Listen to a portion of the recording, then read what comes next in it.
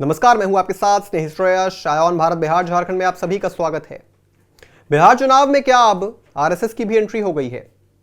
दत्तात्रेय होसबोले, जो कि आरएसएस के सह महासचिव हैं, उन्होंने एक बयान दिया था जिसमें उन्होंने कहा था कि संविधान से धर्मनिरपेक्ष और समाजवादी शब्द को हटा देना चाहिए।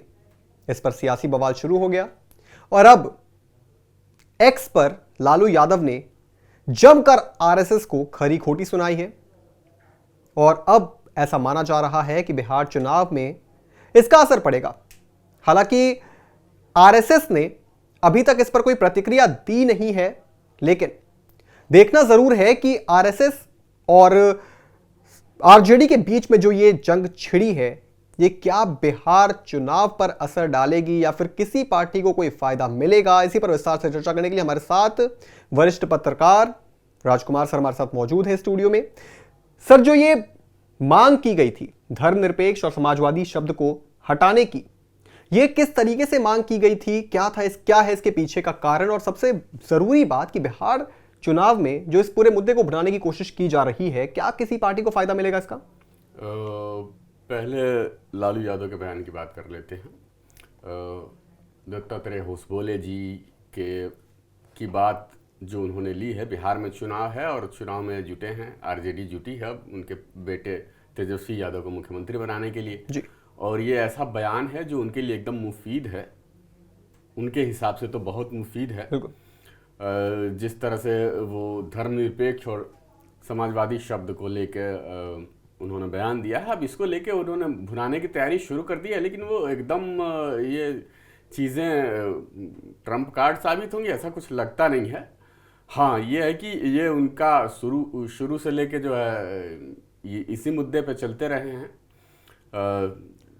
जातियों में हिंदुओं को तोड़ो और अल्पसंख्यकों को जो है धर्मनिरपेक्षता के नाम पे अपनी पार्टी के साथ जोड़ो। इस पे कामयाब भी रहे हैं, कई पार्टियां देश भर में रही हैं, आज भी ये मुद्दा है, लेकिन मुझे लगता है धीरे धीरे ये मुद्दा हाशिए पे चला जा रहा है, काफ़ी आगे बढ़ चुका है।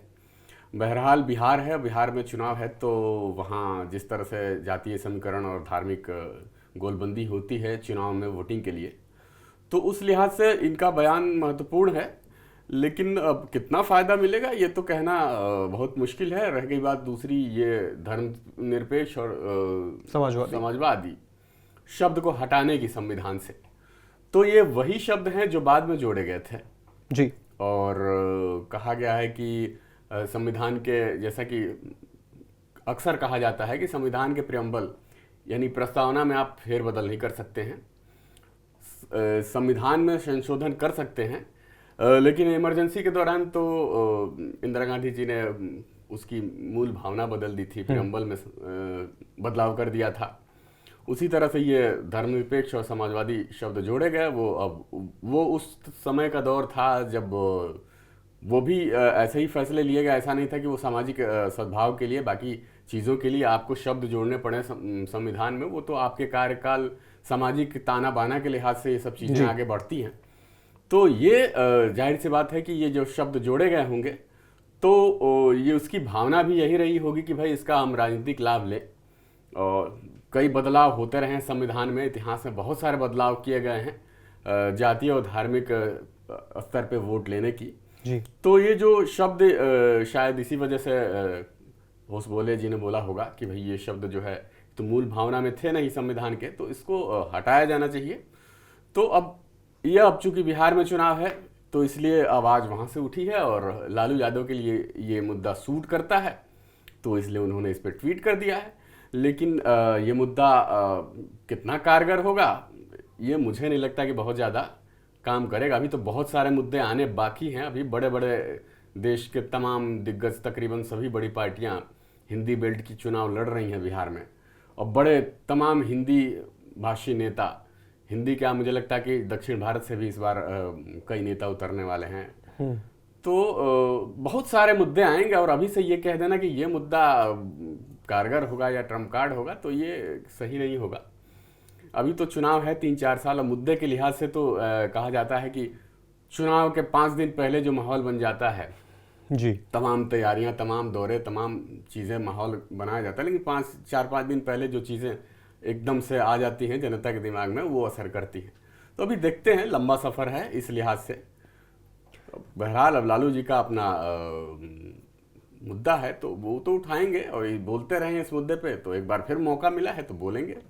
लेकिन जैसा आपने बताया कि ये मांग जो है वो क्यों की गई है, अब जाहिर सी बात है इसका तो राजनीतिकरण किया जा रहा है, लेकिन क्या आरएसएस जो है जनता तक उस मैसेज को पहुंचा पाएगी कि इस मांग के पीछे जो होसबोले जी ने मांग की थी उसके पीछे कारण क्या रहे हैं? और अगर आरएसएस नहीं पहुंचा पाती है जनता को उस तरीके से और राजनीतिक मुद्दे के तौर पर इसको भुनाने में सफल हो जाती है आरजेडी, तो क्या इसका बिहार चुनाव पे कोई असर पड़ने वाला है? अब देखिए, कहने के लिए तो कहा जाता है कि 2015 में जब बिहार में चुनाव था तो उसी समय जो है संघ प्रमुख मोहन भागवत जी ने एक बयान दिया था कि आरक्षण पर जो है पुनर्विचार किया जाना चाहिए, जो इसकी तरीका है, इसकी प्रवृत्ति है, उसमें बदलाव किया जाना चाहिए। तो पूरा बयान जो है अब एकदम उसको लेके, हालांकि वो लोकसभा चुनाव में भी उसको मुद्दा बनाया गया, लेकिन लोकसभा चुनाव में उसका कोई असर पड़ा नहीं। बिहार चुनाव में इसलिए कहा जा सकता है पड़ा, हालांकि असर उसका पड़ा कि नहीं पड़ा ये खैर बाद की बात है, लेकिन वहाँ इसलिए पड़ा कि उस समय नीतीश कुमार, लालू यादव और कांग्रेस तीनों पार्टियों ने मिलकर महागठबंधन के बैनर तले चुनाव लड़ी थी, तीनों पार्टियां, और तीनों ने 178 सीटें जीती थी और बीजेपी को महज 53 सीटें मिली थी। तो अगर उस लिहाज से देखें तो भी बीजेपी का प्रदर्शन काफ़ी अच्छा था जब पहली बार वो उस तरह से अकेले चुनाव लड़ी, तमाम राज्य की पार्टियां एक तरफ हो गई। बिल्कुल। तो ये कहा गया कि ये जो 178 सीटें मिली महागठबंधन को 2015 में, तो ये कहा गया कि ये मोहन भागवत जी का बयान भी इसमें शामिल था, लेकिन ऐसा नहीं लगता है क्योंकि वो समय की परिस्थितियां भी ऐसी थी और बीजेपी में उस लेवल के बड़े चेहरे भी नहीं हैं जो अपने दम पे चीज़ों को उस समय नहीं थे, और अभी का तो खैर सब देख ही रहे हैं कैसी स्थिति है। तो वो चीज़ें हैं। और दूसरा ये रही बात इनके भुना ले जाने की, तो वही मैं फिर कहूँगा कि अभी तो बहुत सारे मुद्दे आएंगे, कौन सा मुद्दा किस पार्टी के लिए ट्रम्प कार्ड साबित होगा ये कहना बहुत मुश्किल है, और इसका बहुत ज़्यादा असर होगा ये भी कहना मुश्किल है। हाँ, जो वोट बैंक उनके साथ था लालू जी के, वो तो आज भी है, वो छिटका नहीं है। तो जिस पे असर पड़ना है वो पहले से पड़ा हुआ है, और जिन पे नहीं पड़ना है तो उनके बोलने से कुछ ज़्यादा माहौल बदलता है नहीं। बिल्कुल, माहौल किस ओर जाएगा ये तो वक्त बताएगा। जनता भी इस चीज़ को समझ रही है कि कौन सी मांग किस लिहाज से की जाती है, जनता को यह पता होता है। तो आप राजनीतिक लाभ लेने के लिए किसी मुद्दे को भुनाने की अगर कोशिश करते हैं तो ऐसा कई बार देखा गया है, कई ऐसे मुद्दे हैं जिनको भुनाने की कोशिश की जाती है, लेकिन समय रहते वो मुद्दे अपने आप ही दब जाते हैं। राजनीतिक पार्टियां भी खुद इस बात को समझ जाती है कि भाई जो प्रयास में हम लगे हैं वो प्रयास बहुत ज्यादा दिन तक चलने वाला है नहीं, तो इससे अच्छा दूसरे मुद्दों को पकड़ो, जनता की बात जनता तक पहुंचाओ और सरकार तक भी पहुंचाओ, और जनता को यह दिखाओ कि भाई हम आपकी बात को उठा रहे हैं, हम बेफालतू के मुद्दे उठा नहीं रहे हैं। बहरहाल इस वक्त का जो ये मुद्दा है ये कितनी दूर तक चलेगा बिहार के चुनाव में, ये तो आने वाला वक्त बताएगा। फिलहाल इस पूरी चर्चा में हमारे साथ जुड़ने के लिए आपका बहुत बहुत शुक्रिया राजकुमार जी।